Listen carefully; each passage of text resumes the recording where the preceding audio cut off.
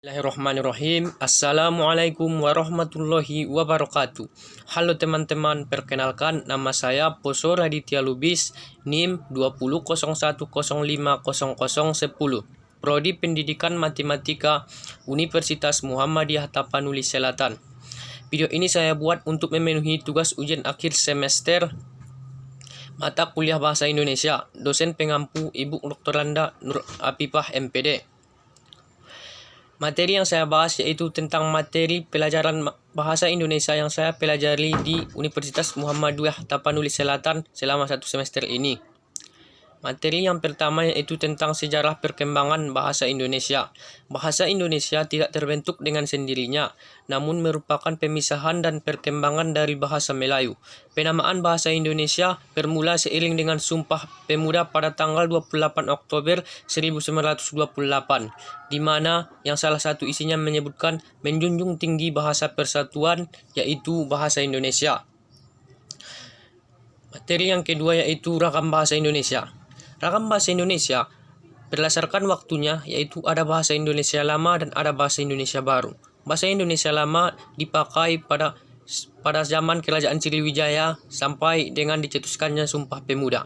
Sedangkan bahasa Indonesia baru digunakan pada saat dicetuskan Sumpah Pemuda sampai saat sekarang ini. Berdasarkan medianya yaitu ada ragam lisan dan ada ragam tulis. Ragam lisan yaitu menggunakan lisan, sedangkan ragam tulis menggunakan media cetak, surat ataupun yang lainnya. Sedangkan kemudian ragam selanjutnya itu ragam formal dan ragam non formal. Ragam formal biasanya dipakai untuk acara resmi, sedangkan ragam non formal dipakai untuk kehidupan sehari-hari. Yang keempat yaitu karya ilmiah. Karya ilmiah adalah karya tulis yang dibuat untuk memecahkan suatu permasalahan dengan landasan teori dan metode-metode ilmiah. Struktur karya ilmiah yaitu 1. Pendahuluan, 2. Isi dan pembahasan, 3. Penutup. Ciri-ciri karya ilmiah: 1. Reproduktif, 2. Tidak ambigu, 3. Tidak emotif, 4. Menggunakan bahasa baku, 5. Menggunakan kaidah keilmuan, 6. Bersifat dekoratif, 7. Terdapat kohesi, 8. Bersifat objektif, dan 9. Menggunakan kalimat efektif. Materi yang selanjutnya yaitu jenis-jenis karya ilmiah ada 7. Yang pertama yaitu artikel, paper, disertasi, makalah, skripsi, kertas kerja, dan tesis. Materi selanjutnya yaitu bahasa yang digunakan dalam karya ilmiah.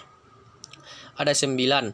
Baku, kuantitatif, tepat, runtun, jelas, denotif, cendekia, format, dan objektif, lugas dan jelas. Kemudian yaitu tentang kalimat penjelas. Kalimat penjelas adalah kalimat yang berfungsi untuk memperjelas secara detail gagasan pokok yang ada pada kalimat utama.